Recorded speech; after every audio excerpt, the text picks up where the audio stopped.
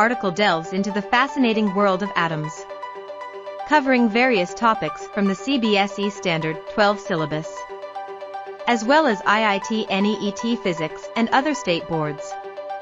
It offers a comprehensive discussion on important concepts such as impact parameter, scattering angle, and the number of alpha particles emitted. Furthermore, it explores Rutherford's atomic model, shedding light on its merits and demerits. With a focus on knowledge explanation, this video provides a concise, yet informative overview of these key topics. Start with nuclei from tomorrow, but atoms में जितने भी आपके numericals बनते हैं, और इसमें सिर्फ numericals ही बनते हैं, छोटे छोटे न्यूमेरिकल्स हैं पीपल, फॉर्मूला बेस्ड न्यूमेरिकल्स हैं, थोड़ा सा कैलकुलेशन का टेंशन है, इसलिए अपने लॉग टेबल्स को जरा साथ में रखिएगा. लॉग टेबल्स आपको हेल्प करेंगे यहाँ पे. चलिए फटाफट फटाफट फटाफट.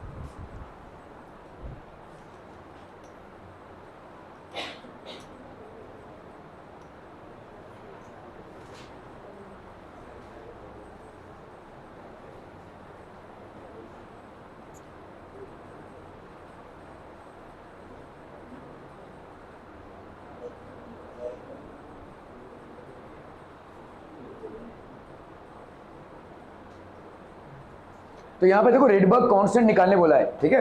रेडबर्ग कांस्टेंट निकालने बोला है. अगर आप इसको देखेंगे, आपका एनर्जी लेवल क्या होता है, what is energy, 2 pi square m k square. K square मतलब होता है आपका 1/4 पाई एप्सिलॉन नॉट, ठीक है. जेड स्क्वायर मतलब आपका atomic number, e raise to 4 s square into n square. तो ये हो जाएगा भाई साहब ई एन, इसकी वैल्यू भाई साहब हो जाएगी. अगर ये आपको याद ना आ रहा हो तो कैसे करेंगे, जल्दी जल्दी.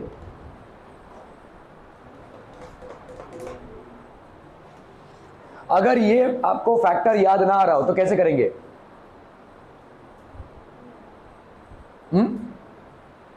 बोलिए बोलिए बोलिए. ये घंटा याद रहने वाला है, कुछ नहीं याद रहने वाला. ये भाई फॉर्मूला देखो, इतना बड़ा फॉर्मूला याद रहेगा तुमको, नहीं याद रहेगा तो फंसे रहोगे, इक्वेशन में फंसे रहोगे भाई साहब. इसीलिए तो इतना डेरिवेशन है आपका. आपको क्या लगता है, आप 9th और 10th में जिस तरह से फिजिक्स पढ़ते थे और 11th और 12th में जिस तरह से फिजिक्स पढ़ने, इसमें फ़र्क क्या है. आपके 9th और 10th में उतना ज़्यादा डेरिवेशन एस्पेक्ट था ही नहीं. ये फॉर्मूला है, ये सवाल है, कर लो भाई साहब, खत्म. लेकिन यहाँ पे आपके इतने सारे डेरिवेशंस के साथ क्यों हैं, why are derivation so important, क्योंकि ह्यूमनली हमको मालूम है कि इतने सारे आपको फॉर्मूलेज याद नहीं रह सकते. It is beyond scope of human retaining power. आप इतने ज़्यादा फॉर्मूलेज याद रख ही नहीं सकते हैं. तो इसलिए तो भाई साहब एनर्जी का फॉर्मूला जो है वो आपको याद होना चाहिए. कैसे याद होना चाहिए, मतलब एटलीस्ट कैलकुलेशन पार्ट याद होना चाहिए.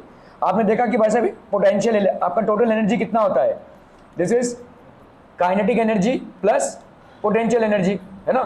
Kinetic energy plus potential energy. आपने देखा भाई साहब काइनेटिक एनर्जी कितना है, हाफ mv स्क्वायर. तुम्हारी जिंदगी हाफ mv स्क्वायर में ही रहेगी भाई साहब, हाफ mv स्क्वायर. अच्छा चलिए भाई साहब पोटेंशियल एनर्जी, हाँ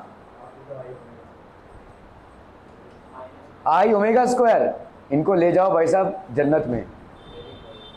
कहां से आई आ गया, हाँ और कोई और कोई और कोई. अरे तुम लोग किस मिट्टी के बने हो भाई साहब, ये हाफ mv स्क्वायर पे तुमको नहीं बोलना चाहिए.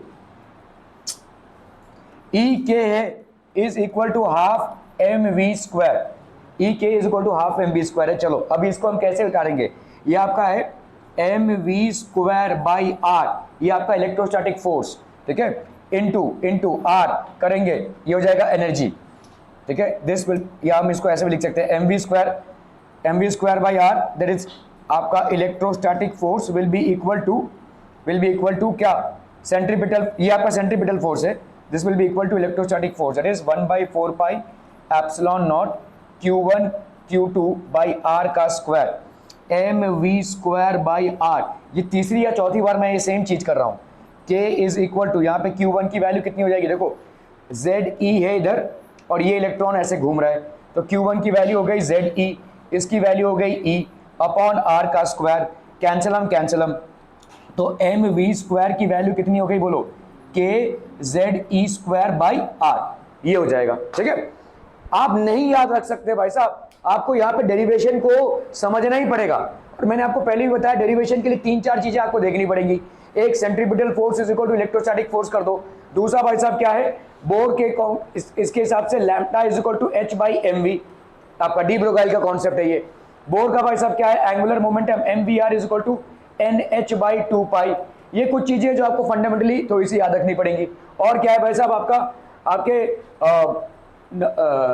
आपके n lambda is equal to 2 pi R, ये 3 चीजें याद रखनी है आपको बस।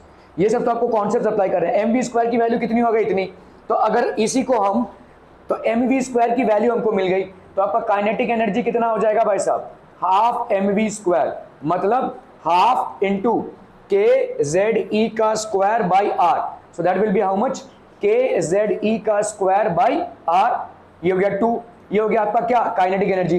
पोटेंशियल एनर्जी क्या हो जाएगा भाई साहब, potential energy will B EP, potential energy will B electrostatic force into distance, electrostatic force into भाई साहब हो गया आपका डिस्टेंस। इलेक्ट्रोस्टैटिक फोर्स क्या हो जाएगा बोलो, 1/4 पाई एप्सिलॉन नॉट, ZE है आपका पॉजिटिव और इलेक्ट्रॉन है आपका भाई साहब नेगेटिव, अपॉन भाई साहब क्या हो गया R स्क्वायर इंटू R, ये कैंसिल हो गया, तो कितना आ गया बोलो, ये हो गया K, 1/4 पाई एप्सिलॉन नॉट को लिख रहे हैं हम K, ये हो गया ZE का स्क्वायर, ये माइनस में है, अपॉन R, ये हो गया आपका इलेक्ट्रोस्टैटिक पोटेंशियल एनर्जी, और ये हो गया आपका काइनेटिक एनर्जी। ठीक है, क्लियर है। अभी इनको हम ऐड करेंगे, ठीक है, तो टोटल एनर्जी आपकी कितनी हो जाएगी भाई साहब, total energy will be equal to electrostatic potential energy plus ये आपका हो गया भाई साहब काइनेटिक एनर्जी, तो ये हो गया आपका कितना, minus KZE square by R plus KZE square by 2R।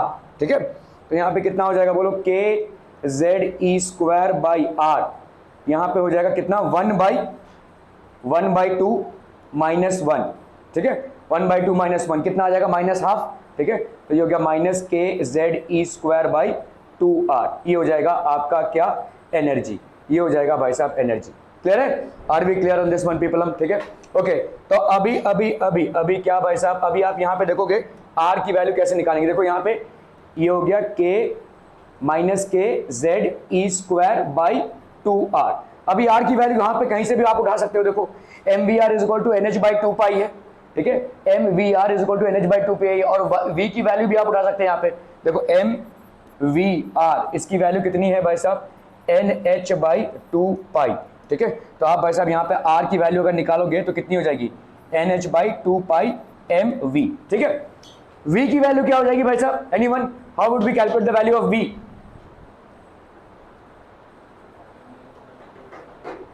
बोला जल्दी से बोला, फटाफट।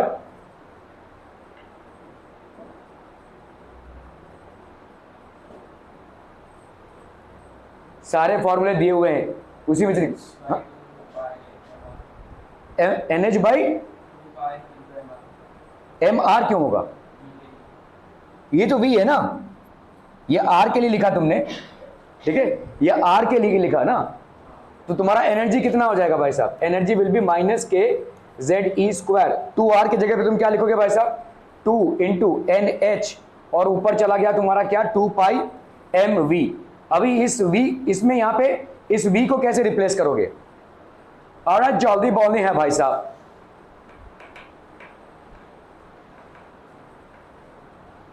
अरे ये जो आपका फॉर्मूला कल हमने डिराइव किया था, देखो यहाँ पे 2 pi square MK square Z square E4 N square by H square आया था, यहाँ पे तुमको कहीं भी भाई साहब V दिख रहा है, कहीं भी भाई साहब R दिख रहा है, नहीं ना, V और R दोनों भी गायब हुए हैं ना, तो कैसे गायब हुए हैं,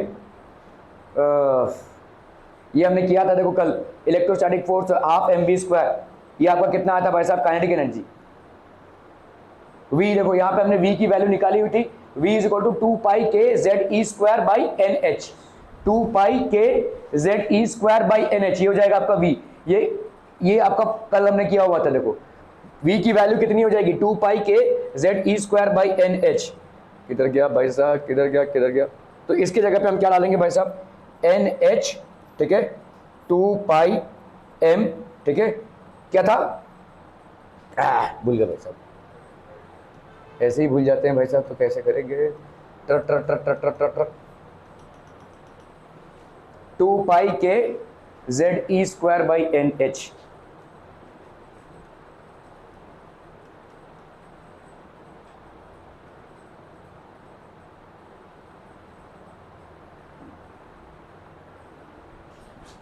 to pi K ZE square by NH, ठीक है, तो इसकी जगह पे हम डालेंगे भाई साहब 2 pi K ZE square by NH, तो ये दोनों भी ऊपर चलेगा भाई साहब, ये हो गया n स्क्वायर h स्क्वायर, ये हो गया 2 2 ज़ा 4, 4 पाई स्क्वायर, 4 पाई स्क्वायर, और कितना हो गया भाई साहब आपका k, और यहाँ पे कितना हो जाएगा भाई साहब ZE स्क्वायर m, ठीक है, ये हो जाएगा आपका भाई साहब, ठीक है, this will be the value of energy, देखो यहाँ पे 2 pi square m k square ZE raise to 4 by n square h square, तो इस तरह से अगर हम यहाँ पे एनर्जी की वैल्यू निकाल रहे हैं, यहाँ में हमने क्या लिया हुआ है 2 पाई स्क्वायर, हाँ जी, m k square e raise to 4 n square,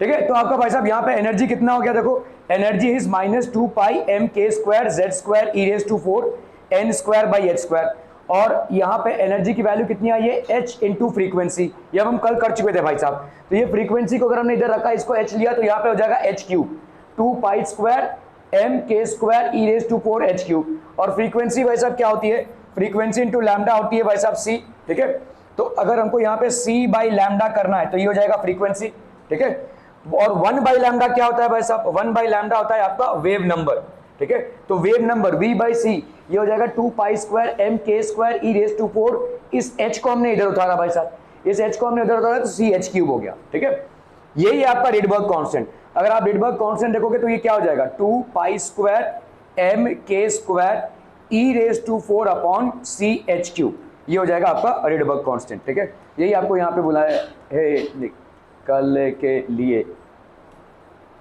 R is equal to कितना हो गया, देखो वेव नंबर होता है आपका 1 बाई लैम्डा, R की वैल्यू है 2 pi square m k square e raise to 4 c h cube, आप यहाँ पे सीधा इसको लिखेंगे और क्या डाल देंगे 1.097 इंटू 10 रेज टू 7 मीटर, सीधा लिखोगे, ठीक है, आपको यहाँ पे रिडबर्ग कांस्टेंट पूछा है ना भाई साहब, रिडबर्ग कांस्टेंट की वैल्यू कितनी है 2 pi square m k square e raise to 4 upon c h cube, putting values, अभी वैल्यूज दिखाने के लिए आप दिखा दोगे, यहाँ पे 2 इंटू 3.14 का भाई साहब square into 9.1 into 10 raise to -31 into k की वैल्यू हो गई 9 इंटू 10 रेज टू 9, और e raise to 4 that is 1.6 into 10 raise to -19 raise to 4, ठीक है, और यहाँ पे c हो गया आपका 3 into 10 raise to 8 into h cube that is 6.63 into 10 raise to -34 का भाई साहब क्यूब, ठीक है, ये आप दिखा दोगे, और क्योंकि रिडबर्ग कांस्टेंट है पर मीटर में आएगा भाई साहब, दिस विल बी पर मीटर, ठीक है, एकदम रामानुजम स्टाइल से आप सीधा लिख दोगे 1.097 इंटू 10 रेज टू 7 पर मीटर, ठीक है, इतना बड़ा कैलकुलेशन आपने निपटा दिया, क्लियर है, बट ये आपको लिखना पड़ेगा, ठीक है, this is what we basically have to write, so Rydberg constant आपका कितना आ जाएगा, देखो Rydberg constant will be 2 pi square m z e 2 pi square m z e raise to 4, और क्या हो जाएगा भाई साहब आपका k square upon c h cube, ठीक है, तो वही वैल्यूज डालेंगे भाई साहब 2 इंटू 3.14 का भाई साहब square into 9.1 into 10 raise to -31 into 9 into 10 raise to 9, k का स्क्वायर है ना भाई साहब, तो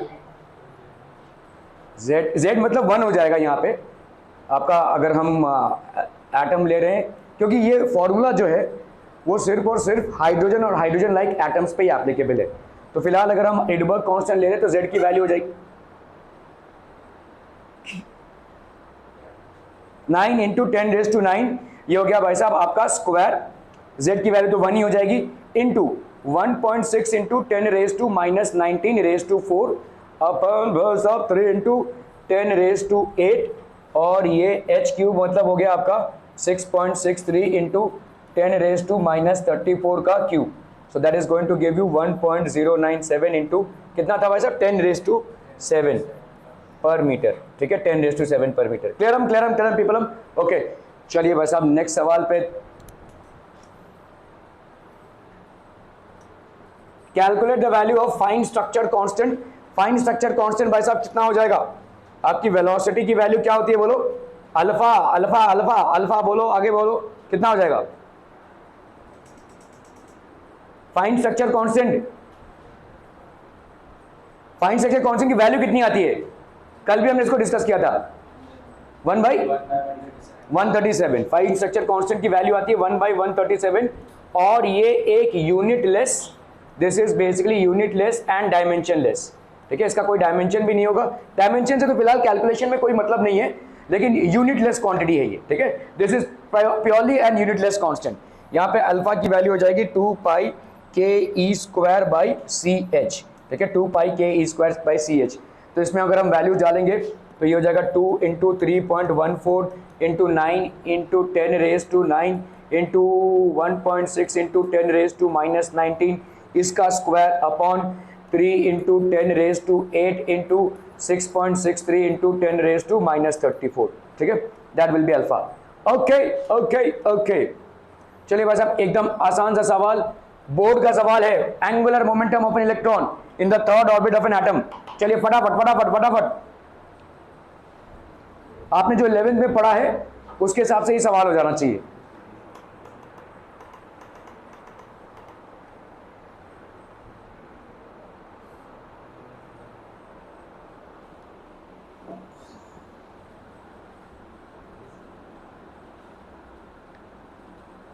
एंगुलर मोमेंटम कैसे आता है बोर का भाई साहब? दो इक्वेशंस को कंबाइन करके आता है, कौन कौन सा? दो इक्वेशंस को कंबाइन करके हम एंगुलर मोमेंटम निकालते हैं। पहला है आपका डी ब्रोगाइल, ठीक है, डी ब्रोगाइल का भाई साहब क्या है? Lambda is equal to h/mv, ठीक है, मतलब किसी भी पार्टिकल का जब मोशन हो रहा है, चाहे माइक्रोस्कोपिक हो चाहे मैक्रोस्कोपिक हो, lambda wavelength in which it will basically move, तो हर एक चीज भाई साहब वेव मोशन में है। हाँ, कुछ जो मैक्रो ऑब्जेक्ट्स हैं वो इस कदर वेव मोशन में है कि उनका वेवलेंथ इतना कम आता है कि उसको एक्चुअल कैलकुलेशंस में लेना या ना लेना बराबर है, ठीक है, जैसे क्रिकेट बॉल का हमने उस दिन एग्जांपल देखा था। वही अगर एक इलेक्ट्रॉन है जो उतनी स्पीड से मूव कर रहा है तो उसको हम डिसरिगार्ड नहीं कर सकते, ठीक है। तो ये हो गया भाई साहब आपका डी ब्रोगाइल का वेवलेंथ। और क्या है भाई साहब, और क्या है, फटाफट बोलना है भाई साहब, 2πr is equal to n lambda. ये एक दो फॉर्मूले पे ही तुम्हारा पूरा यहाँ पे जो एटम्स का चैप्टर है वो उसमें घूम रहा है, ठीक है। ये 2πr is equal to n lambda, अगर आप याद करोगे भाई साहब यहाँ पे एक न्यूक्लियस है, ये भाई साहब ऐसे घूम रहा है, तो ये हो गया 2πr, और एक कम द्वितीयम ऐसा जितना भी भाई साहब आपका बनेगा, लेट्स से n टाइम्स बन गया, तो 2πr क्या हो जाएगा? n लैम्डा, है ना, समझ में आता है ये? Okay, 2πr is equal to n lambda. अभी इन दोनों को हम भाई साहब कंबाइन करेंगे, तो अगर कंबाइन करना है वो, तो आपका mv है, यहाँ पे देखो mv, और यहाँ पे है ओके ओके ओके, सो mv को हम क्या लिख सकते हैं भाई साहब? h/लैम्डा, है ना, और यहाँ पे r को आप क्या लिख सकते हैं बोलो? r को आप क्या लिख सकते हैं? n लैम्डा बाई 2π लिख सकते हैं, है कि नहीं? यहाँ पे r को आप क्या लिख सकते हैं? n लैम्डा बाई 2π, और यहाँ पे mv को h/लैम्डा लिख सकते हैं। दोनों को मल्टीप्लाई कर दो, इन दोनों इक्वेशंस को, ये हो गया आपका 1, ये हो गया आपका भाई साहब 2, मल्टीप्लाइंग 1 and 2, मल्टीप्लाइंग 1 and 2, ठीक है।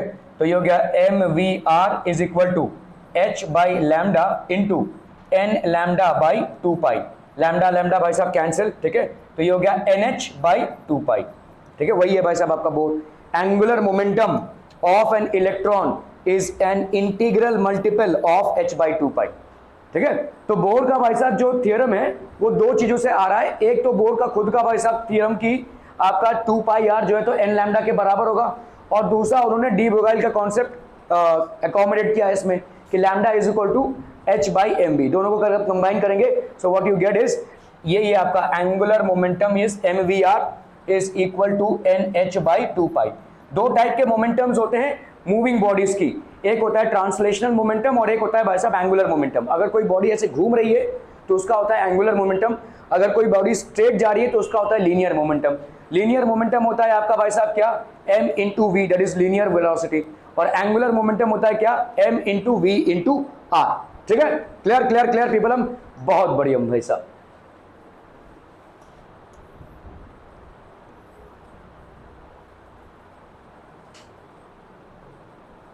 चलो भाई साहब, ये भी है आपका सीबीएसई का सवाल, फटाक से करना है। सब आपके बोर्ड के सवाल डील कर रहा हूं मैं, कल आपके स्टेट बोर्ड के सवाल डील करूंगा इसी चैप्टर पे। इसी चैप्टर पे नहीं, आपका चैप्टर एक्चुअली खत्म नहीं हुआ है, एटम्स इन न्यूक्ली है, लेकिन एटम से रिलेटेड जितने सवाल है वो हम कर लेंगे। यहाँ पे हम बोर्ड लेवल के सवाल कर रहे हैं सीबीएसई के फिलहाल। ठीक है, चलिए फटाफट फटाफट करना है। आंसर इसका कितना आना चाहिए, 0.52, आपके बुक में शायद 52 लिखा हुआ है, 53 भी ले सकते हैं आप। 0.53 एंगस्ट्रॉम आना चाहिए आंसर। ठीक है, जो R naught orbit R naught होता है भाई साहब, उसका कितना वैल्यू होगा, 0.53 एंगस्ट्रॉम। 0.529 भी किसी किसी बुक में दिया हुआ है, दोनों भी वैल्यूज करेक्ट हैं। चलिए फटाफट फटाफट फटाफट।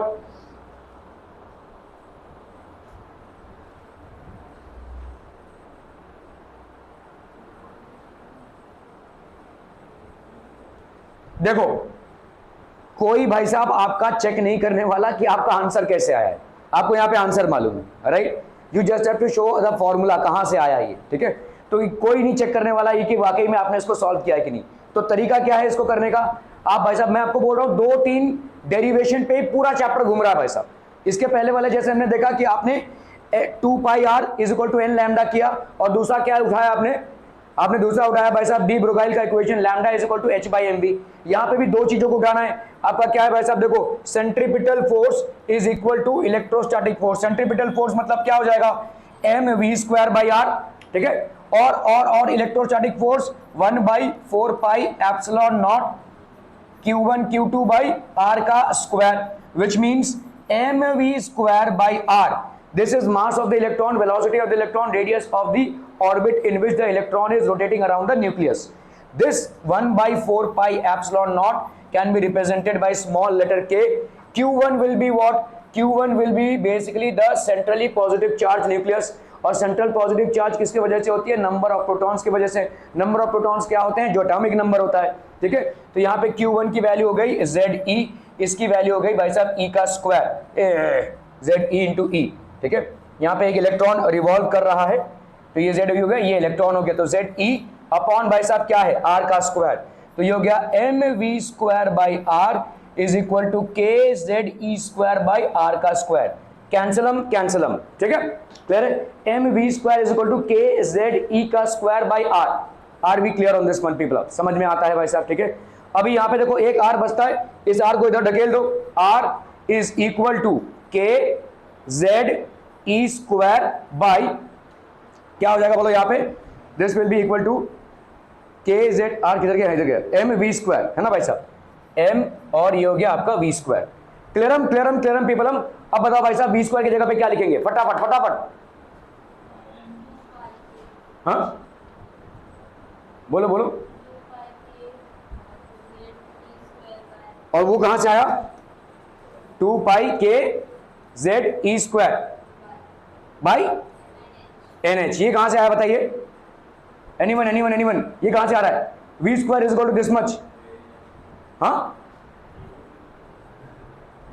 बोलो जल्दी बोलो भाई साहब, चैप्टर खत्म होने को आया है।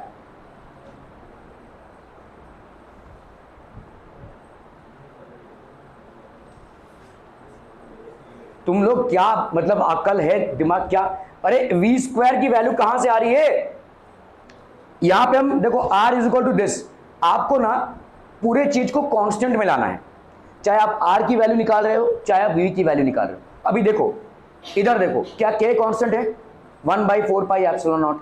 क्या z कांस्टेंट है, ऑब्वियसली भाई साहब जो भी एटॉमिक नंबर वो कांस्टेंट ही होगा। क्या e स्क्वायर कांस्टेंट है, बिल्कुल भाई साहब 2.56 इंटू 10⁻38। क्या m कांस्टेंट है, mass of the electron. Variable factor क्या आ रहा है आपका, v स्क्वायर। ठीक है, तो इसको भी कांस्टेंट में कन्वर्ट करना है। अरे भाई साहब अब भी तो पढ़ा, angular momentum mvr is equal to कितना होता है, nh/2 पाई। कर लो भाई साहब इसी को, v की वैल्यू कितनी आ जाएगी, nh/2 पाई कितना, m इंटू r आ जाएगा। ठीक है, m इंटू आर आ जाएगा, अरे बाप रे,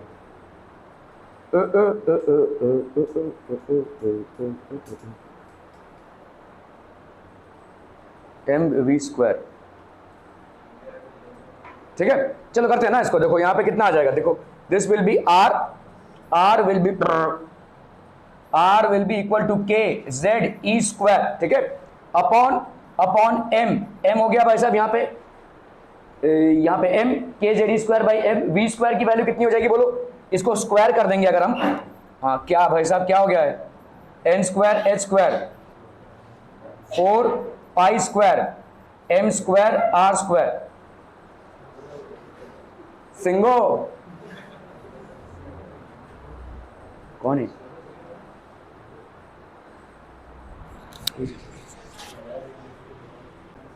ठीक है। देखो यहाँ पे क्या हो जाएगा, वी स्क्वायर आपका, सॉरी आपका यहाँ पे एम, और वी स्क्वायर की जगह पे क्या लिखोगे भाई साहब, एन स्क्वायर एच स्क्वायर, और ये भाई साहब गया ऊपर है ना, so this will B 4 pi square, ठीक है, इधर इधर इधर इधर इधर, जल्दी आ जल्दी आ, श्लोक जल्दी फटाक से जल्दी, 4 pi square M square are square, तो ह्यूमंस के साथ बैठने के लायक नहीं है।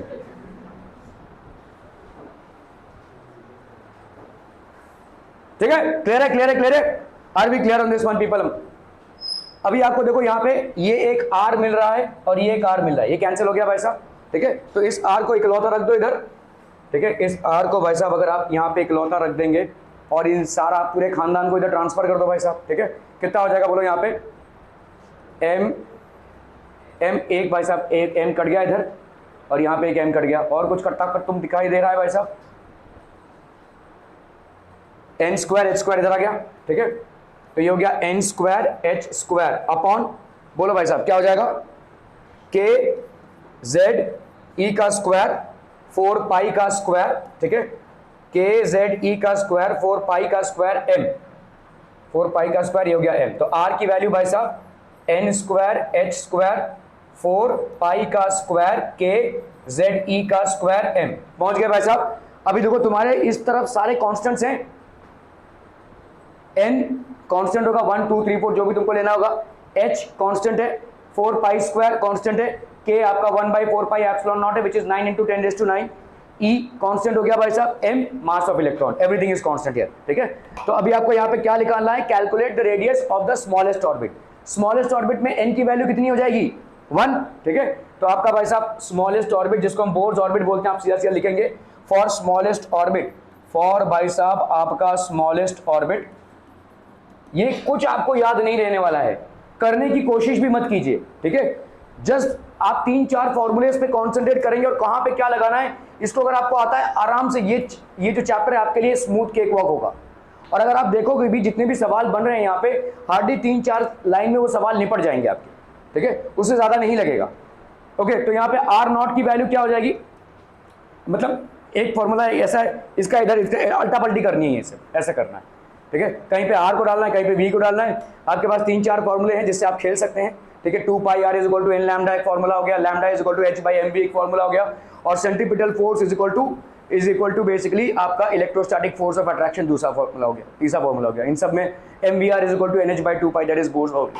तो आर नॉट की वैल्यू यहाँ पे N is equal to 1 for smallest orbit, N की वैल्यू हो गई 1, ये हो गया भाई साहब H square upon 4 pi square के जेड ई का स्क्वायर अपॉन एम। अभी भाई साहब अंधाधुंध वैल्यू डालिए, ठीक है, क्योंकि आंसर तो आपको मालूम ही है, ठीक है, तो यहाँ पे एच स्क्वायर की वैल्यू कितनी हो जाएगी 6.63 इंटू 10⁻⁻34, इसका भाई साहब करेंगे स्क्वायर, नीचे भाई साहब लिखते जाओ 4 इंटू 3.14 का भाई साहब स्क्वायर, के की वैल्यू हो गई 9 इंटू 10⁻⁹, z मतलब यहाँ पे हाइड्रोजन एटम दे रहे हैं, तो z की वैल्यू कितनी हो जाएगी भाई साहब, z की वैल्यू हो जाएगी 1, ठीक है, ई स्क्वायर है, ई स्क्वायर मतलब हो गया आपका 1.6 इंटू 10⁻⁻19 इसका स्क्वायर, और m की वैल्यू क्या हो गई भाई साहब 9.1 इंटू 10⁻31। ओहो, इतनी मेहनत करके आप जो है आंसर पे पहुंचेंगे क्या, शाबाश, ऐसा लिख देंगे, बस खत्म, ठीक है, क्लियर क्लियर क्लियर।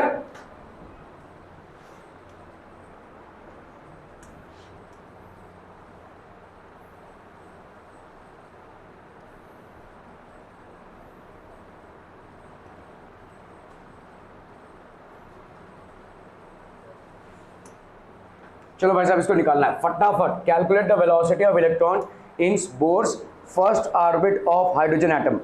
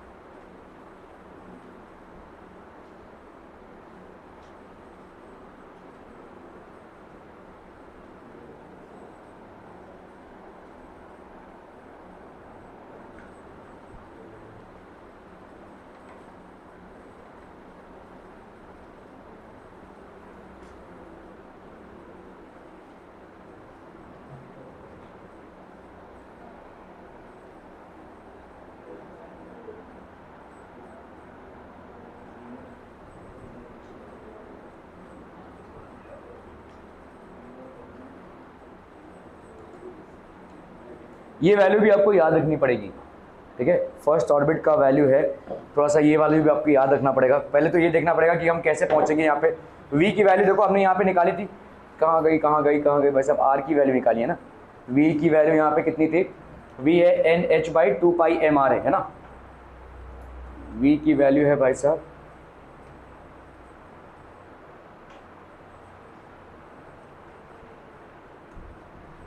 v की वैल्यू है NH/2πmr है ना, है ना, है ना, है ना, ठीक है। तो आपका भाई साहब r की वैल्यू कितनी हो जाएगी, r की वैल्यू इतनी निकाली हुई है आपने, है ना। So this will B NH/2πm into r की वैल्यू n² h² और इसको पूरे के ऊपर भाई साहब इंटू 4π² kZe²m, ठीक है। कैंसलम एक कैंसिल, कैंसलम एक कैंसिल, पाई और भाई साहब एक पाई कैंसिल, ये m और ये m कैंसिल, ठीक है। तो कितना आ गया भाई साहब यहाँ पे 2 और ये 2 कैंसिल, तो v की वैल्यू कितनी आ गई भाई साहब 2kZe² और पाई है ना, 2πkZe², 2πkZe² अपॉन NH, ठीक है, upon NH, 2πkZe² upon NH, ठीक है। Okay okay okay. So v की वैल्यू हो जाएगी भाई साहब 2πkZe² अपॉन NH। समझ में आ रहा है, फिर से हम उसमें नहीं जा रहे हैं भाई साहब, ठीक है, डिराइव कर चुके हैं। ओके, यहाँ पे देखो क्या पूछा जा रहा है, what is the velocity of the electron in Bohr's first orbit. तो फर्स्ट ऑर्बिट है तो n की वैल्यू कितनी 1, ठीक है, और हाइड्रोजन एटम है तो z की वैल्यू कितनी 1, z की वैल्यू हो गई भाई साहब 1। तो आपका वेलोसिटी कितना हो जाएगा, वेलोसिटी हो जाएगा 2πkE² अपॉन h, 2πk²। तो आपका होगा यहाँ पे वेलोसिटी की वैल्यू 2 × 3.14 × k, दैट इज 9 × 10⁻⁹ इसका स्क्वायर, 1.6 × 10⁻⁻19 इसका भाई साहब स्क्वायर अपॉन h, h की वैल्यू कितनी हो जाएगी बोलो 6.63 × 10⁻34, ठीक है। ये आपको थोड़ा सा याद रखना पड़ेगा कि इसका वैल्यू आ रहा है कितना भाई साहब, देख लेते यहाँ पे आपका v का ये हो गया, इस वैल्यू को चाहे तो भाई साहब कहीं पे नोट डाउन कर लो, इट्स 2 पॉइंट, क्योंकि आएगा ही 2 इज 2.186 × 10⁻⁶ मीटर पर सेकेंड, ठीक है, 2.186 × 10⁻⁶ metre per second. Velocity of the electron in first orbit of Bohr's atom. This is what people are, velocity of electron in first orbit of Bohr's atom. समझम बढ़ियम। चलो भाई साहब, अब यहाँ पे क्या है, how many times does the electron the Bohr's. अच्छा ये सवाल बताओ भाई ऐसे क्या है, यहाँ पे तो आ गया आपका वेलोसिटी आ गया, how many times does the electron go in Bohr's orbit in 1 second. देखो दो चीजें हैं, आपका एक होता है टाइम पीरियड, ठीक है। टाइम पीरियड क्या होता है भाई साहब समझो, ये आप सर्कुलर मोशन कर रहे हो, ठीक है, ये आपका सर्कुलर मोशन है किसका, इलेक्ट्रॉन का, अराउंड द न्यूक्लियस, ठीक है। तो what is time period, time period is time taken to complete 1 revolution, ठीक है, क्लियर है। ये आपके सेकेंड्स में होगा। Time period is time taken to complete one revolution, ठीक है। और इसकी वैल्यू कितनी हो जाएगी भाई साहब, बताइए ना, बताइए जल्दी से बताइए। अगर समझ लो मुझे मालूम है कि ये आर है, ये आर है भाई साहब, बताओ भाई कितना हो जाएगा इसका वैल्यू। अरे देखो ये भाई साहब ये कितना होगा, हाँ बाप रे बाप भाई, इसको अगर हम खोल दें ऐसा, ऐसा समझ लो एक धागा लिया और तो इसको अगर खोल दिया तो कितना हुआ, 2 पाई आर हुआ ना, ठीक है। तो डिस्टेंस, टाइम क्या होता है, टाइम होता है आपका भाई साहब क्या, डिस्टेंस अपॉन स्पीड। डिस्टेंस कितना हो जाएगा यहाँ पे 2 पाई आर, और स्पीड भाई साहब जो भी आपका स्पीड है यहाँ पे, लेट्स से वी आपका स्पीड है यहाँ पे, ठीक है। तो time period will be equal to 2 pi R upon V. क्लियरम। अच्छा यहाँ पे जो बोला जा रहा है, गौर तलब फरमाइए यहाँ पे भाई साहब, how many times does the electron go in Bohr's first orbit in 1 second. यहाँ पे क्या हो रहा है भाई साहब, 1 2 3 4, 1 सेकंड में भाई साहब कितनी बार घूम रहा है, और इसको हम क्या बोलते हैं, क्या बोला तूने, रेवोल्यूशन नहीं, 1 सेकंड में कितनी बार घूम रहा है, इसको क्या बोलते हैं, एक रोटेशन में कितना टाइम लग रहा है उसको हम बोलते हैं टाइम पीरियड। 1 सेकंड में कितनी बार घूम रहा है उसको क्या बोलते हैं, उफ, हाँ बोल, अरे वैसे भी सब चुप बैठे हैं, तूने कुछ गलत बोल दिया तो क्या ही कर लिया। 1 सेकंड में कितनी बार घूमेगा उसको क्या बोलेंगे, फ्रीक्वेंसी। इसको हम बोलेंगे भाई साहब फ्रीक्वेंसी। पूरा ऑफ है क्या भाई साहब, एकदम। मैथ्स वाले तो ताजा आए हैं अभी तक, चलो इनका हो सकता है बहुत बोर हो गया वहां पे, लेकिन आप तो थोड़ा दिमाग लगाइए, कोई नया चीज हम यहाँ पे नहीं कर रहे हैं। एक रोटेशन पे जो टाइम लगता है उसको हम बोलते हैं टाइम पीरियड, और 1 सेकंड में कितनी बार घूमता है उसको बोलते हैं हम फ्रीक्वेंसी। और टाइम पीरियड और फ्रीक्वेंसी में क्या रिलेशनशिप है, अरे वाह, ओके।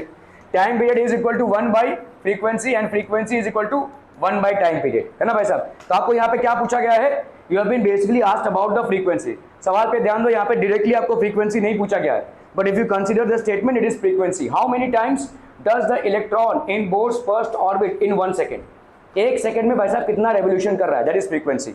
तो ये हो जाएगा किसका उल्टा भाई साहब, टाइम पीरियड का। तो F will be equal to 1 by T, ठीक है। 1 बाई टी मतलब कितना हो जाएगा, देखो 1 by 2 pi R upon V, है कि नहीं भाई साहब। V गया भाई साहब ऊपर, ठीक है, V गया ऊपर, यहां पे हो गया आपका क्या, 2 पाई इंटू आर। चलिए अभी फटाफट वैल्यू डालते हैं, क्योंकि ये फर्स्ट ऑर्बिट है तो आपका V का वैल्यू हमने ऑलरेडी निकाला हुआ है, कितना है 2.186 इंटू 10 रेज टू 6, ठीक है। यहाँ पे 2 इंटू 3.14 और R की वैल्यू कितनी है 0.53 एंगस्ट्रॉम, है ना, इंटू 10 रेज टू -10। कायदे से इसकी वैल्यू भी याद रखिए, फ्रीक्वेंसी पहले ऑर्बिट की होती है 6.57 इंटू 10 रेज टू 15 हर्ट्ज, ठीक है। ये हो जाएगा भाई साहब आपका, ये आपका frequency of the first orbit है। फ्रीक्वेंसी किसका भाई साहब, फर्स्ट ऑर्बिट का। कहीं कहीं पे भाई साहब इसका फर्मी हर्ट्ज भी दिया रहता है, तो फ्रीक्वेंसी की वैल्यू यहाँ पे 6.57 फर्मी हर्ट्ज ऐसा भी हो सकता है, ठीक है। क्लियर है पीपल, ओके। तो 3 चीज़ों को याद रखिए, एक तो हो गया आपका भाई साहब radius of the first orbit of Bohr which is how much 0.53 angstrom. फिर आपका velocity of electron in the first orbit that is how much 2.186 into 10 raise to 6 metre per second, ठीक है। और तीसरा भाई साहब है आपका फ्रीक्वेंसी आपका कितना हो जाएगा 6.57 इंटू 10 रेज टू 15 हर्ट्ज। बहुत ज़्यादा यूज होने वाला ये वाला कॉन्सेप्ट है, ठीक है, ओके।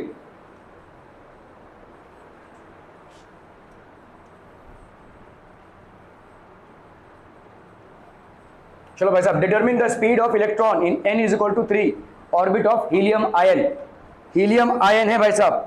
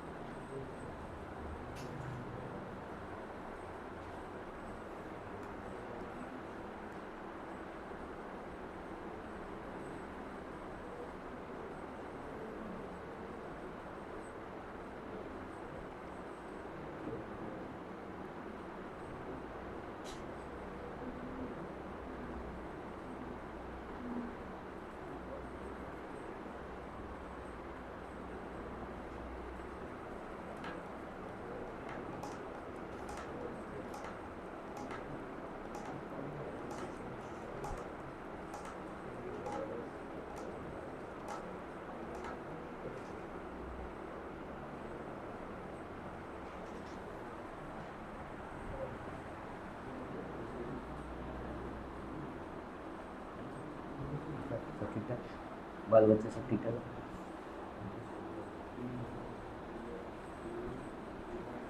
अगर मैं आपसे पूछूं a plus B whole square का फॉर्मूला क्या होता है, कैसे आपको ये मालूम है? हाँ, कैसे मालूम है? हाउ डिड यू, ये आपके दिमाग में बैठा कैसे? a plus B whole square की वैल्यू आपके दिमाग में कैसे बैठी? क्या ये भी कॉम्प्लिकेटेड है? हाँ भाई साहब, कॉम्प्लिकेटेड तो है, ठीक है। A square plus 2ab plus B का स्क्वायर कॉम्प्लिकेटेड तो है, लेकिन आपके दिमाग में इसलिए बैठ गया क्योंकि आपने भरपूर मात्रा में इसको 7th में 8th में 9th में 10th में किया है, बार बार किया है, तो रेपिटेटिव पैटर्न से चीज़ें भाई साहब याद हो जाती हैं, ठीक है। ऐसा ही कुछ यहाँ पे भी है, देखो बार बार आपको जो भी सवाल इसमें बन रहे हैं v और r को लेकर बन रहे हैं, तो आप जितनी बार भी इसका डेरिवेशन करेंगे छोटे मोटे तौर पे, उतनी बार आपके माइंड में ये रजिस्टर होता जाएगा, ठीक है। तो आपको यहाँ पे मालूम है भाई साहब, आपको 3 ही फॉर्मूले से खेलने हैं। एक हो गया आपका क्या, 2 pi r is equal to n lambda. दूसरा आपका क्या है भाई साहब, दूसरा बोलो ना बोलो, दूसरे को अगर कंबाइन कर लें, जहाँ पे डी ब्रोगाइल का वेवलेंथ कंबाइन हुआ है, तो ये m we are is equal to N H by 2 पाई।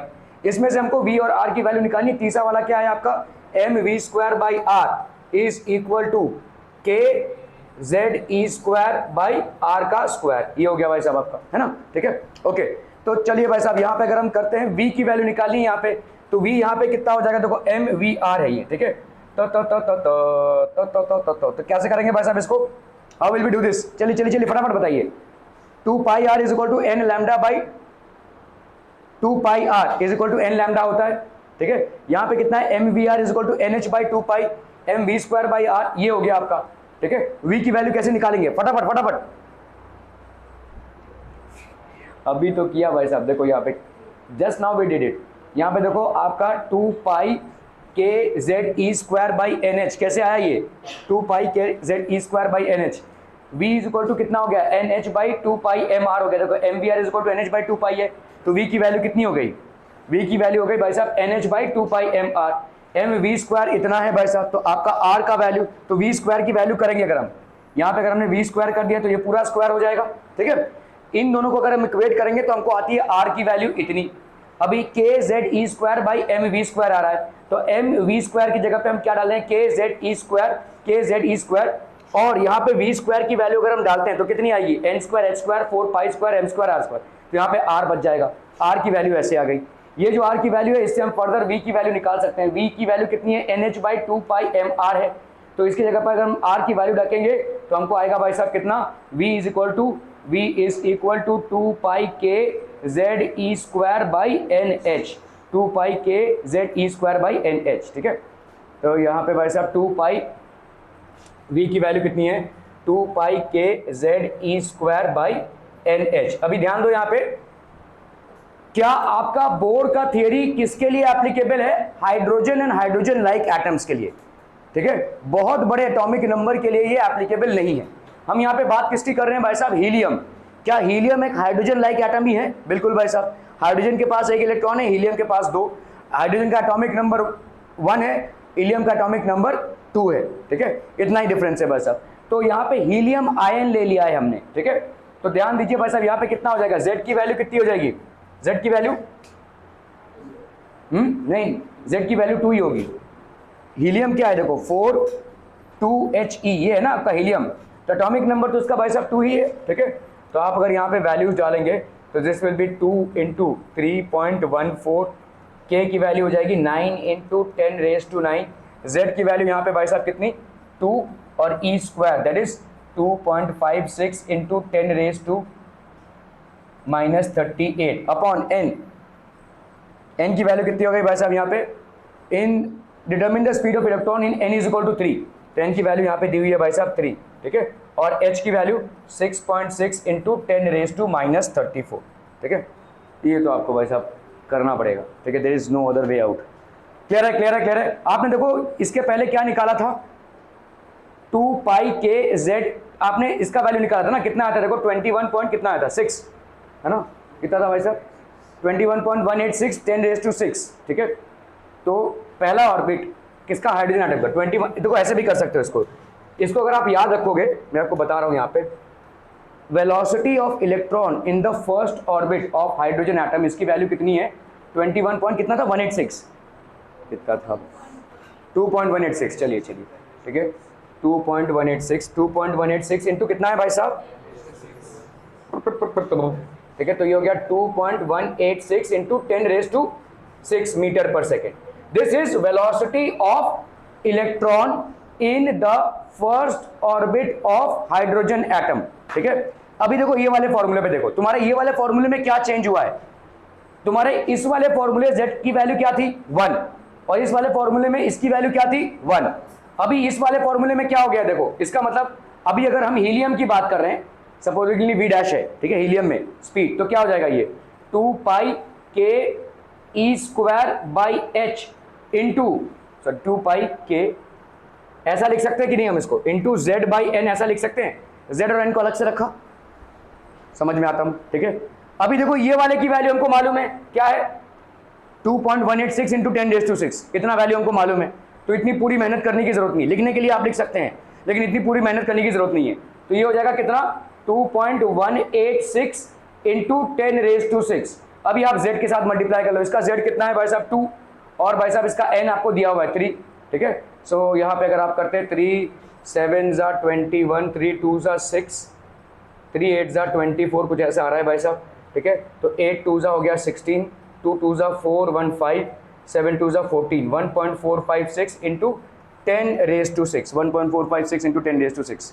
ठीक है, क्लियर है क्लियर है क्लियर है पीपल. हम देख लेते हैं भाई साहब यहाँ पे कितनी आंसर आ रही है. एक्चुअल आंसर जो कैलकुलेशन के साथ आया है वो इतना ही आया, देखो 1.46 दिया हुआ है इंटू 10⁻⁶, वही आंसर आ जाएगा यहाँ पे. ठीक है, so just play around with this velocity.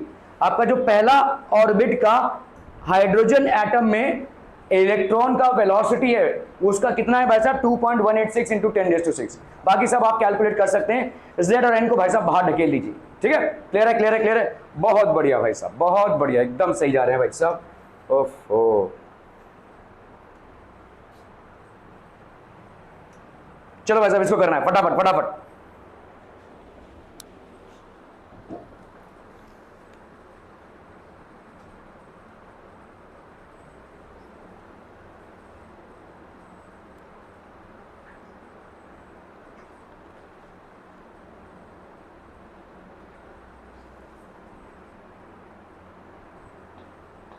इस फैक्टर को क्या बोलते हैं 1/137 अल्फा, फाइन स्ट्रक्चर कांस्टेंट. ठीक है, this is known as fine structure constant.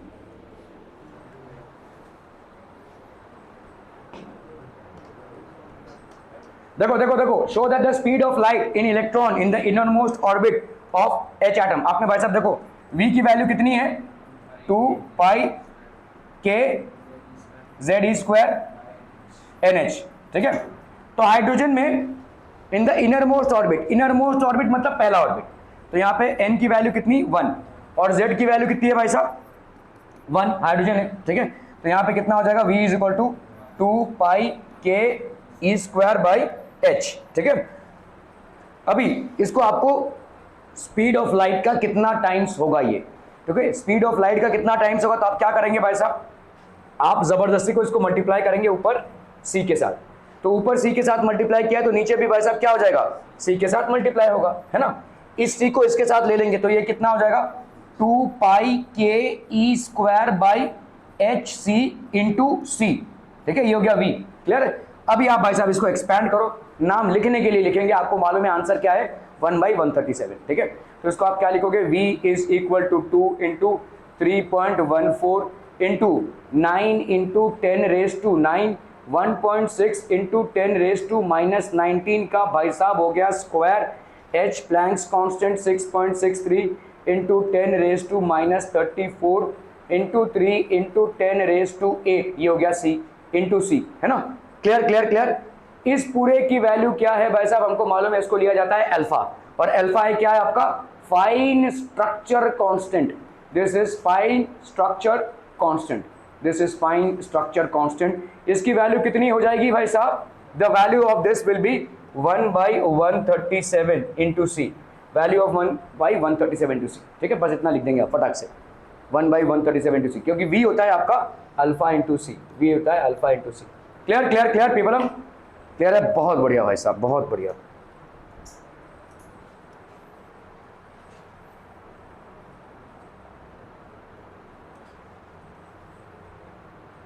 चलो भाई साहब इसको करना है फटाक से।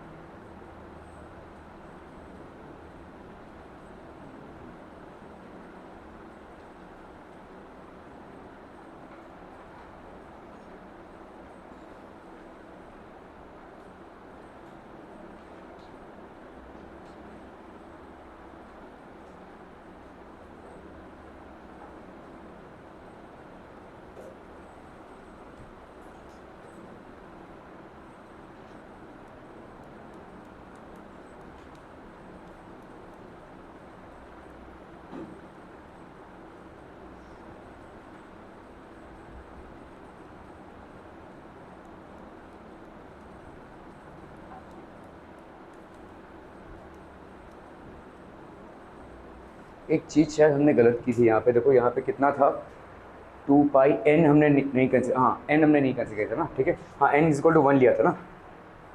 तो अगर n रहेगा तो देखो यहाँ पे v क्या आया, देखो इसकी वैल्यू, किसकी वैल्यू भाई साहब, ये और ये, इसकी वैल्यू है कितना, इसका वैल्यू, ठीक है, upon c by c. n का हमने नहीं कंसिडर किया यहाँ पे, ठीक है। 2 pi k Z E square by n, चल इसमें ले लेते हैं हम, ठीक है। देखो यहाँ पे क्या दिया हुआ है, कैलकुलेट द पीरियड, तो v आपका क्या होगा 2 pi k Z E square by N h, इतना आपको मालूम है, ठीक है। Calculate the period of revolution of an electron revolving in the first orbit of hydrogen atom given the radius of the orbit. आपको यहाँ पे रेडियस दिया हुआ है पहले ऑर्बिट का, ठीक है, is this much and c is equal to 3.8। अभी आपको देखो यहाँ पे पीरियड ऑफ रेवोल्यूशन क्या हो जाएगा, t इज इक्वल टू कितना हो जाएगा, बोलो बोलो ना बोलो, डिस्टेंस अपॉन टाइम, है ना, डिस्टेंस अपॉन सॉरी स्पीड, है कि नहीं भाई साहब, ठीक है, डिस्टेंस अपॉन स्पीड। देखो इसको हमने क्या लिखा था पहले ऑर्बिट के लिए, हाइड्रोजन के लिए z is equal to 1, n is equal to 1, तो v की वैल्यू क्या थी भाई साहब 2 पाई के ई स्क्वायर बाई h, है ना, और इसकी वैल्यू कितनी आई थी, हमने देखा जब इसको हम c से मल्टीप्लाई कर रहे हैं, ऊपर नीचे हमने c से मल्टीप्लाई कर दिया तो ये आ गया 1/137 which is basically a unitless and dimensionless constant, ठीक है, जिसको हम क्या बोलेंगे फाइन स्ट्रक्चर कांस्टेंट या अल्फा इनटू c। तो v की वैल्यू ये हो गई, क्लियर है, क्लियर है, क्लियर है भाई साहब। ये आपकी किसकी हो गई, v की वैल्यू फर्स्ट ऑर्बिट के लिए। nth ऑर्बिट के लिए कितनी होगी, देखो आपने यहाँ पे n की वैल्यू 1 ली हुई थी ना, तभी तो आपका ये देखो ये NH आया था, n की वैल्यू मतलब यहाँ पे क्या हो जाएगा अपॉन n आ जाएगा भाई साहब, है ना। Calculate the period of revolution, अभी फिलहाल यहाँ पे डिस्टेंस अपॉन स्पीड निकालना है, तो 2 पाई r अपॉन v निकालना है। 2 पाई r मतलब 2 इंटू 3.14 इंटू r की वैल्यू यहाँ पे 0.53 इंटू 10⁻⁻10, v की वैल्यू कितनी हो जाएगी बोलो, n तो यहाँ पे अभी भी फिलहाल 1 है, तो v की वैल्यू हो जाएगी c, मतलब ये होगा ना, देखो v is equal to c upon 137 आएगी नहीं, है ना, तो ये 137 चला गया ऊपर, तो ये हो गया 137 अपॉन 3 इंटू 10⁸ ये इजी सा कैलकुलेशन है। देखो this is basically pretty much easy, क्योंकि आपको ऊपर से मल्टीप्लिकेशन का ध्यान देना है, नीचे आप किसी को भी उठा के किसी के साथ भी काट दो, 3 4 12 नहीं यार भाई साहब, तो 2/3 ले लेंगे अगर हम तो ही 0.66 आ जाता है, ठीक है, तो ये अगर हमने ले लिया तो ये हो जाएगा 0.66 इंटू 3.14 इंटू 0.53 इंटू 137, बाकी 10 के पावर्स को संभालना है, 10⁻⁻8 इंटू सॉरी -10 -8, ये हो गया -18, ठीक है, जो भी इसका आंसर आएगा, ठीक है। और भी क्लियर क्लियर क्लियर, बहुत बढ़िया भाई साहब, बहुत बढ़िया, सही जा रहे एकदम से।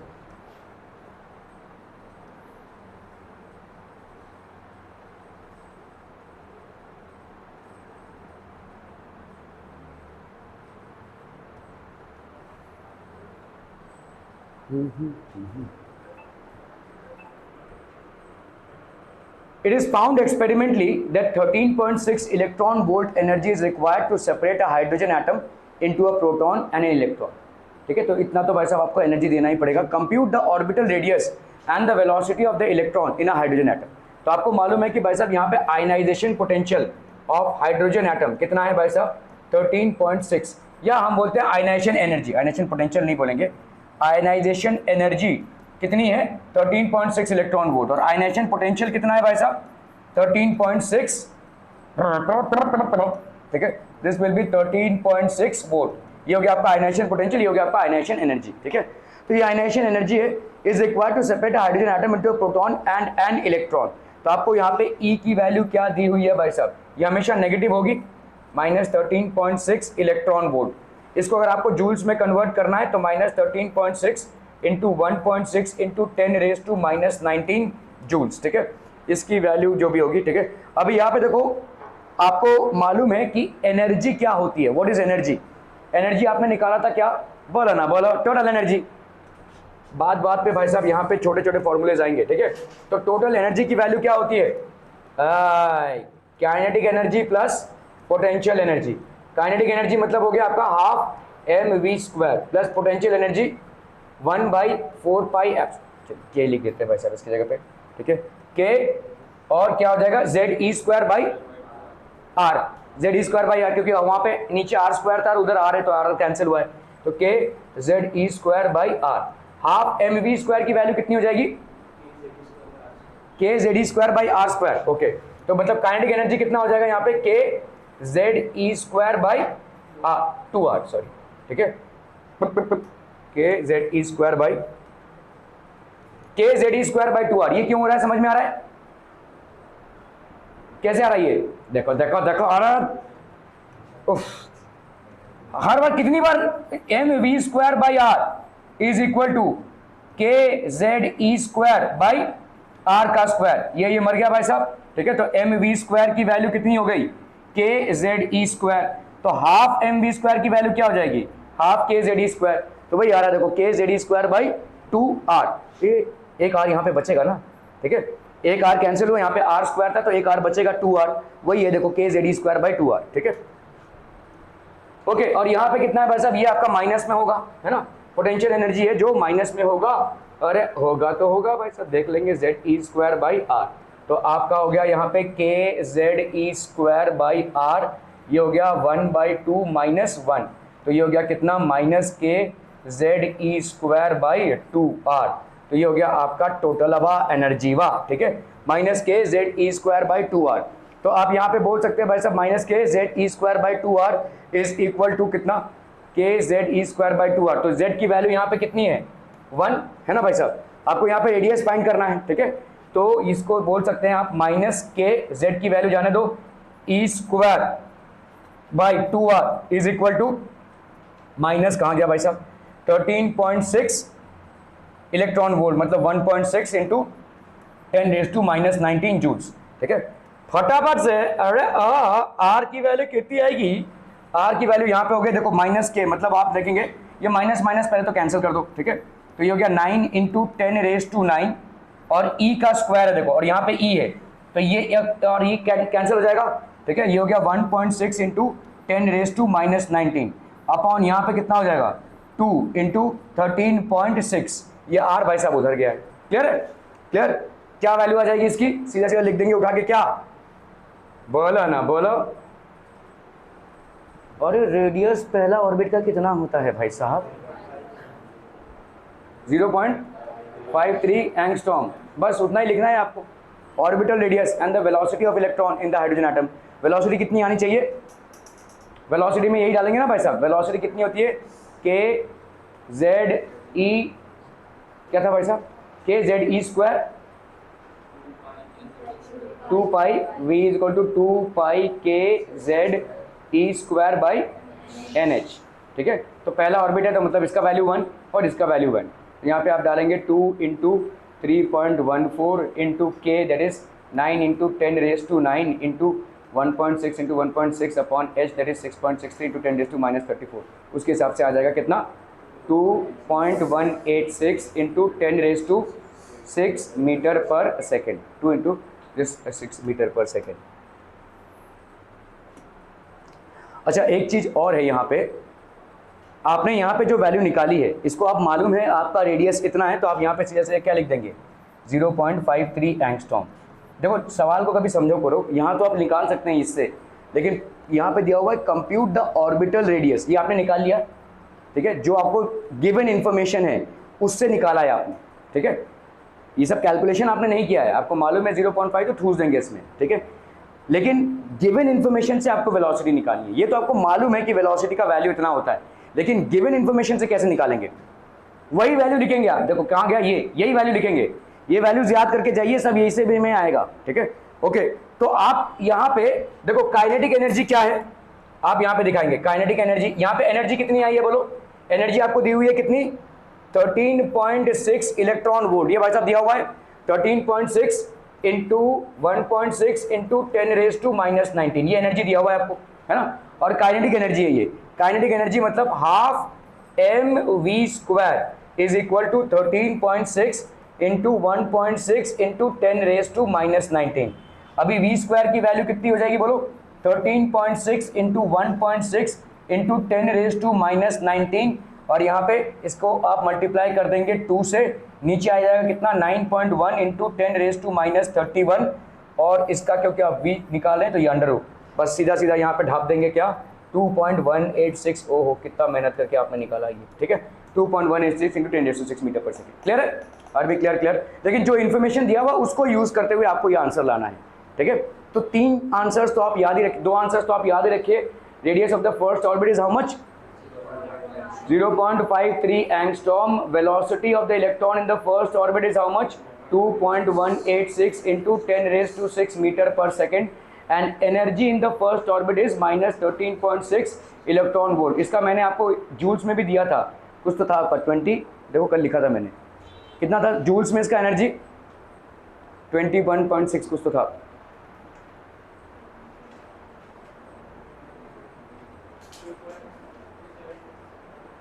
कुछ तो था, हम भूल गए भाई साहब, चलिए no issue, okay.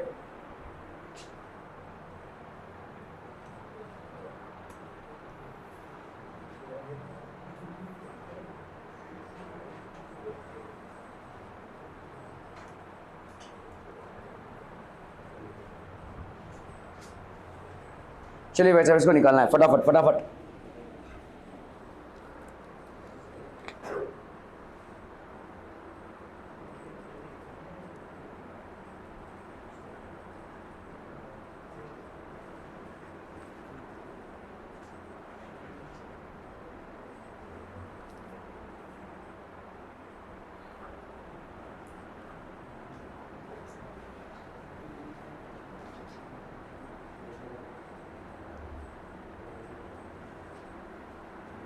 Mitesh,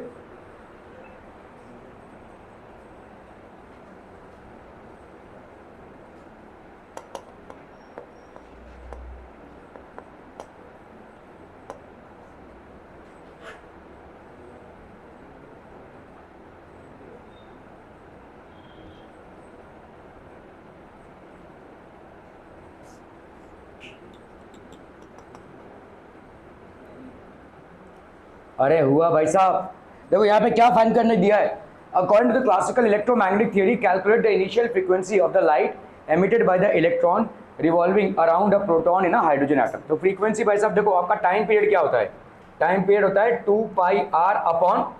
2πr upon v, this is the distance travelled, this is the speed, तो आपका फ्रीक्वेंसी क्या हो जाएगा 1/t, तो मतलब हो जाएगा v/2πr। v की वैल्यू आप निकाल चुके हैं, कितनी है फर्स्ट ऑर्बिट में, कितनी है, कितना है 2.186 इंटू 10⁻6 मीटर पर सेकेंड, बहुत बढ़िया भाई साहब, ठीक है। यहाँ पे क्या करो, थोड़ा सा चालाकी करो, 3.14 मत डालो, ये 2.186 दिख रहा है, इसको हम क्या लिख सकते हैं 2.2 लिख सकते हैं कि नहीं बोलो, ठीक है। और नीचे पाई की जगह पे 3.14 की जगह पे 22/7 डाल दो, क्योंकि 22 और ये वाला भाई साहब सीधा कैंसिल होगा यहाँ पे, ठीक है, ओके। और आर की वैल्यू कितनी है भाई साहब 0.53 एंगस्ट्रॉम, 0.53 इंटू 10⁻⁻10, यहाँ पे आप 0.5 भी ले लोगे कोई दिक्कत नहीं है, ठीक है। तो यहाँ पे भाई साहब ये हो गया 0.1, और बोलो भाई साहब 0.5 इंटू 2 ये कितना हो जाएगा 1, तो ऊपर कितना बचा 10⁻6, ठीक है, और हाँ ऊपर चला जाएगा ना 7 इंटू 10⁻6, ये 2 है और ये 0.5 है, तो ये हो गया 1, 7 into 10⁻6 plus 10, so that will be approximately 16 है ना, 7 इंटू 10⁻16 मीटर पर सेकेंड, इतना आंसर आ जाएगा। ठीक है,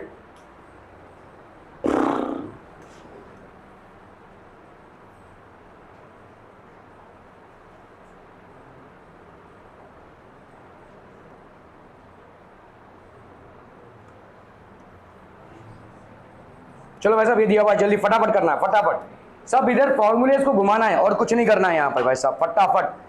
A 10 kg satellite circles Earth once every 2 hours in an orbit having a radius of 8,000 kilometers. Assuming that the Bohr's angular momentum postulate applies to satellites just as it does to an electron in the hydrogen atom, find the quantum number of the orbit of the satellite. ठीक है, तो bourse orbit के हिसाब से क्या है भाई साहब, एंगुलर मोमेंटम। यहाँ पे देखो चीजों को समझो, यहाँ पे आपको यहाँ पे 10 kg सैटेलाइट दिया हुआ है, तो ये हो गया आपका m, that is how much, 10 kg। ठीक है, circles once every 2 hours in an orbit, तो टाइम पीरियड इसका कितना हो गया भाई साहब, टाइम पीरियड हो गया इसका 2 आवर। एक सर्कल बनाने में इसको कितना घंटा लग रहा है, 2 घंटा। ठीक है, और रेडियस कितना है आपका 8,000 किलोमीटर, तो आपको इसको भाई साहब मीटर में कन्वर्ट करना पड़ेगा। सो 8 इंटू 10⁻6 मीटर लिख सकते हैं भाई साहब, स्टैंडर्ड यूनिट्स में कन्वर्ट कर रहे हैं। Assuming that the Bohr's angular momentum, अभी बोर्स एंगुलर मोमेंटम क्या होता है, mvr is equal to nh/2π, ये होता है mvr is equal to nh/2π। ठीक है, यहाँ पे v आपको नहीं दिया हुआ है, लेकिन v की वैल्यू कितनी हो जाएगी, स्पीड मतलब क्या हो जाएगा, distance covered that is 2πr। ठीक है, upon time taken, time period है कि नहीं, तो यहाँ पे आप देख सकते हैं m इंटू वी की value 2πr upon t into r is equal to nh/2π। इस n की वैल्यू आपको कैलकुलेट करनी है भाई साहब, सब यहाँ पे ट्रांसफर करो, तो ये हो जाएगा m इंटू 2π इंटू 2π, ये क्या हो गया 4π² into r by t into h, t into h, ये हो गया आपका 2π और ये 2π, ये हो गया कितना 4π का स्क्वायर, और ये हो गया आपका r और r। ठीक है, तो ये हो गया r का स्क्वायर, 4π² r स्क्वायर, और यहाँ पे कितना हो गया m, t इधर लिया भाई साहब हमने, तो यहाँ पे आ गया कितना t इंटू h, तो ये हो गया आपका n। ठीक है, TH is equal to n। Clear है, क्लियर है, क्लियर है। अभी भाई साहब वैल्यूज डाल दीजिए यहाँ पे, फाइंड द क्वांटम नंबर, आपका भाई साहब यहाँ पे क्वांटम नंबर कितना हो जाएगा, तो ये हो गया आपका कितना, मास डालिए यहाँ पे 10, 4 इंटू 3.14 ही करना पड़ेगा भाई साहब आपको, इसका करना पड़ेगा आपको स्क्वायर, r का स्क्वायर कितना है बोलो, 64 इंटू 10⁻12 अपॉन टाइम पीरियड कितना हो गया भाई साहब 2 इंटू h दैट इज 6.63। ठीक है, इंटू 10⁻−34, ये हो जाएगा आपका n। क्वांटम नंबर आपको यहाँ पे निकालना पड़ेगा। ठीक है, whatever the value is coming out to be, कितना आ रहा है यहाँ पे 5.5 कुछ आ रहा है। चलो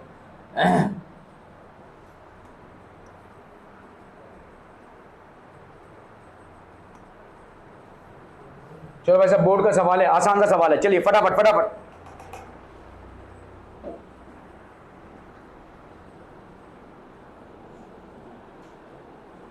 .53 एंगस्ट्रॉम भी ले सकते हैं, वहाँ पे 5.3 टू 10⁻11 दिया हुआ है, सेम है 0.53 एंगस्ट्रॉम। ठीक है, the atom is excited as the radius becomes 21.2 into 10⁻11, find the value of the principal quantum number।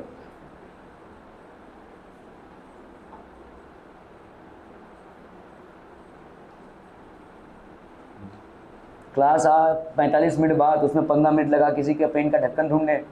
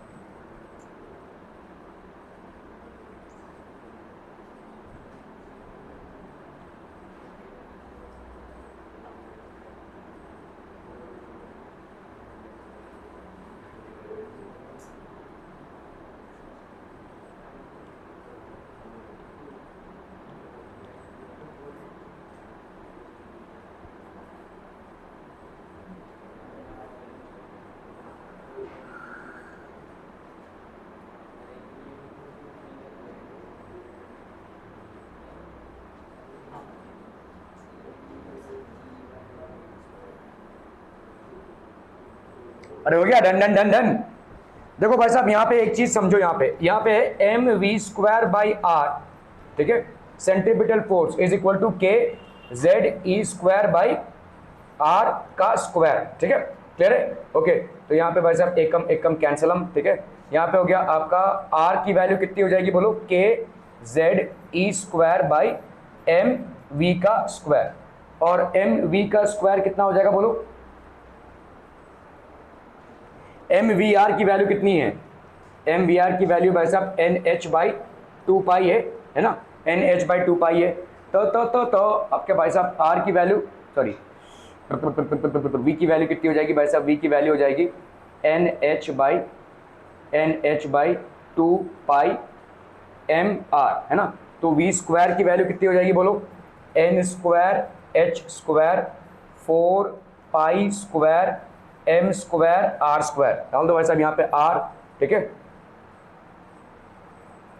This will be equal to K Z E square M into V square, that is N square H square इधर, और ऊपर क्या चला जाएगा 4 pi square M square R का square, R ये और ये आर कैंसिल भाई साहब। तो यहाँ पे हम क्या लिख सकती है, यहाँ पे हम लिख सकती है भाई साहब एम, ये एन और एच भी कुछ कैंसिल होगा ना यहाँ पे भाई साहब, ये एक m और ये एक m कैंसिल हो जाएगा भाई साहब, तो m हो गया यहाँ पे, ठीक है, और कुछ कैंसिल होता दिख रहा है भाई साहब, नहीं ना भाई साहब, तो m इज इक्वल टू ये हो गया m n square h square by के Z E square 4 pi square, ठीक है, 4 पाई स्क्वायर,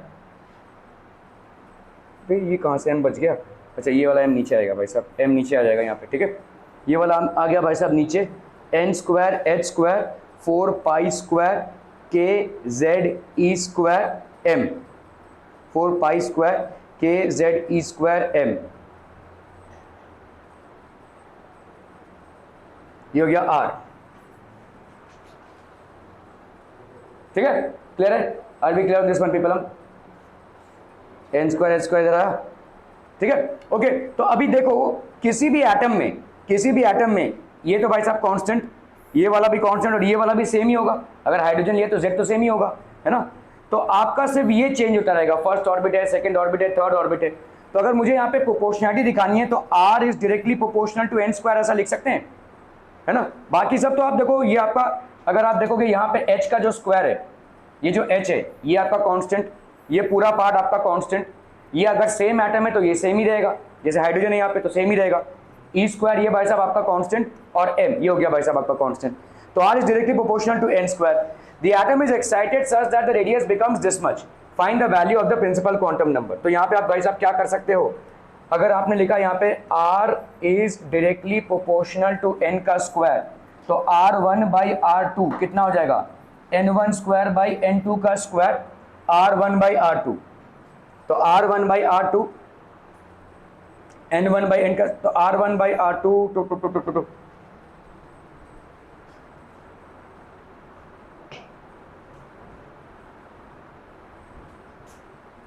यहाँ पे आपका बोर का radius is 5.3 into 10 raise to -11, और यहाँ पे हो गया 21.2 into 10 raise to -11, that will be equal to N1 का स्क्वायर अपॉन N2 का स्क्वायर। यहाँ पे N1 मतलब क्या हो गया आपका फर्स्ट ऑर्बिट, है ना, फर्स्ट ऑर्बिट, 1 का स्क्वायर मतलब ये हो गया 1, ये कैंसिलम 5.3 इंटू 4 करेंगे तो आ जाएगा भाई साहब 3 4 12, 5 4 20 21, तो ये एग्जैक्टली 4 टाइम्स जा रहा है। तो 1 बाई N2 का square is equal to 1 by 4, taking square root of both sides, 1 by N2 is equal to 4, तो N2 की वैल्यू कितनी आ गई भाई साहब 4। तो find the principal quantum number, the principal quantum number here is 2, the principal quantum number here is 2, ठीक है, okay. The total energy of the atom in the excited state, अभी energy of the atom in the excited state भाई साहब क्या हो जाएगा, देखो हमने पढ़ा हुआ है En की वैल्यू क्या होती है, E अपॉन एन स्क्वायर, ठीक है, E अपॉन एन का स्क्वायर, तो E की वैल्यू कितनी है -13.6 इलेक्ट्रॉन वोल्ट, है ना, और N यहाँ पे कितना है भाई साहब 2 2 4, ठीक है, 2 2 4, तो ये हो गया आपका कितना 4 3 12, 4 4 3.4 electron volts. Clear, okay. Bio वाले जाइए घर, मैथ्स वाले जाइए